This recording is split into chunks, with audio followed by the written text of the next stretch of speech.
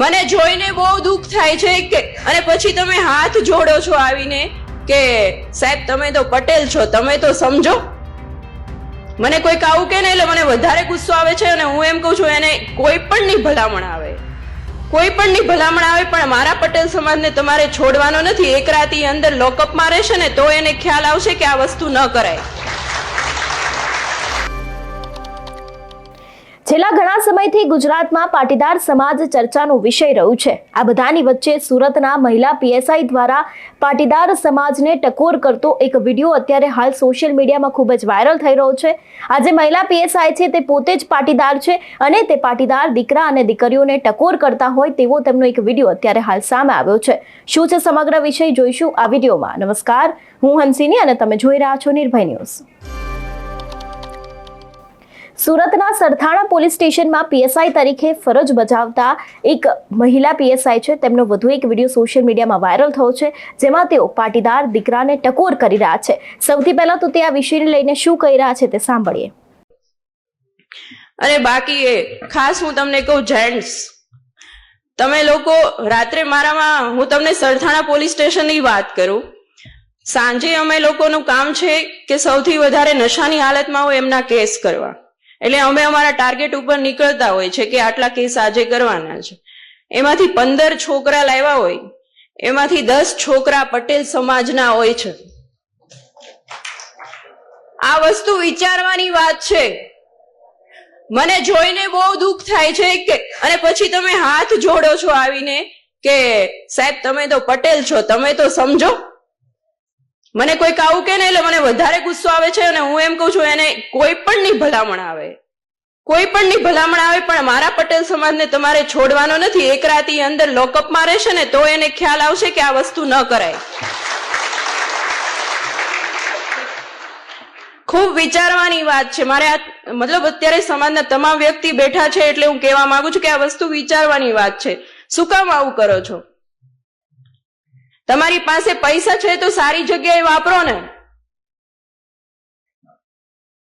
અને જે cyber ફ્રોડના case આવે છે એમાં 50% પટેલ સમાજ હોય છે. શું કામ અવળા રસ્તે ચડો છો? પટેલ સમાજે આટલી નામના મેળવી છે, આટલું આગળ વધ્યા છે, તો શું કામ આવી રીતે પતન તરફ જવાનું? આજુબાજુના વ્યક્તિ પણ અમને એમ કહેતા હોય છે કે સાહેબ તમારો સમાજ છે, તમારો સમાજ છે. કેટલી શરમ આવે. એટલે થોડુંક વિચારવાની વાત છે. અને સ્ત્રી બાબતે તો મારે કઈ કહેવાનું વધારે રહેતું નથી. સ્ત્રી એટલે વાત્સલ્ય, સ્ત્રી એટલે કરુણતા, અને સ્ત્રી એટલે મહાકાળી, અને સ્ત્રી એ જ મહાદુર્ગા. અને બાકી એ ખાસ હું તમને કહું, જેન્ટ્સ તમે લોકો રાત્રે મારામાં, હું તમને સરથાણા પોલીસ સ્ટેશનની વાત કરું, સાંજે અમે લોકોનું કામ છે કે સૌથી વધારે નશાની હાલતમાં હોય એમના કેસ કરવા.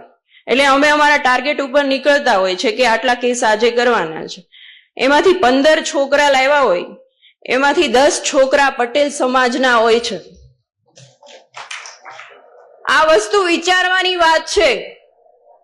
મને જોઈને બહુ દુઃખ થાય છે કે અને પછી તમે હાથ જોડો છો આવીને કે સાહેબ તમે તો પટેલ છો, તમે તો સમજો. મને કોઈક આવું કે ને એટલે મને વધારે ગુસ્સો આવે છે અને હું એમ કહું છું એને કોઈ પણ ની ભલામણ આવે, કોઈ પણ ની ભલામણ આવે, પણ મારા પટેલ સમાજને તમારે છોડવાનો નથી. એક રાતી અંદર લોકઅપમાં રહેશે ને તો એને ખ્યાલ આવશે કે આ વસ્તુ ન કરાય. ખૂબ વિચારવાની વાત છે. મારે આ મતલબ અત્યારે સમાજના તમામ વ્યક્તિ બેઠા છે એટલે હું કહેવા માંગુ છું કે આ વસ્તુ વિચારવાની વાત છે. શું કામ આવું કરો છો?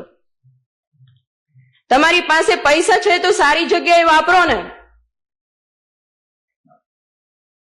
અને જે સાયબર ફ્રોડના કેસ આવે છે એમાં 50% પટેલ સમાજ હોય છે. શું કામ અવળા રસ્તે ચડો છો? પટેલ સમાજે આટલી નામના મેળવી છે, આટલું આગળ વધ્યા છે, તો શું કામ આવી રીતે પતન તરફ જવાનું? આજુબાજુના વ્યક્તિ પણ અમને એમ કહેતા હોય છે કે સાહેબ તમારો સમાજ છે, તમારો સમાજ છે. કેટલી શરમ આવે. એટલે થોડુંક વિચારવાની વાત છે.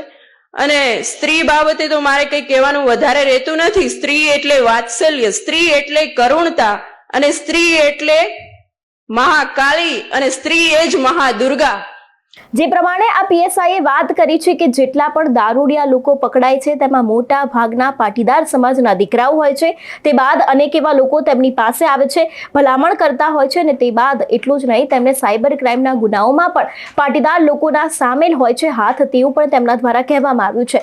અત્યાર સુધી ગુજરાતમાં પાટીદાર સમાજને લઈને અત્યારે હાલ અનેક એવા વિવાદો ચાલી રહ્યા છે. આ બધાની વચ્ચે સુરતના પાટીદાર મહિલા પીએસઆઈનું એક સૌથી મોટું નિવેદન સામે આવ્યું છે, જેમાં તેઓ પાટીદાર યુવાનોને ટકોર કરી રહ્યા છે. તેની સાથે જ સાયબર ક્રાઇમના ગુનાઓમાં પણ અત્યારે હાલ પાટીદારના નામ સામે આવી રહ્યા છે. તેને લઈને પણ તેમના દ્વારા ખુલાસો કરવામાં આવ્યો છે.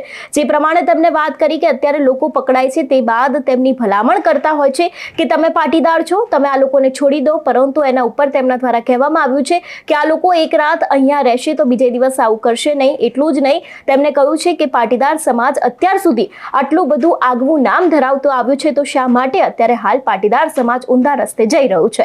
તમારું શું માનવું છે આ વિષયને લઈને અમને કમેન્ટ કરીને ચોક્કસ જણાવજો. તેની સાથે જ અમારી ચેનલ નિર્ભય ન્યૂઝને લાઇક, શેર અને સબસ્ક્રાઇબ કરવાનું ભૂલશો નહીં. નમસ્કાર.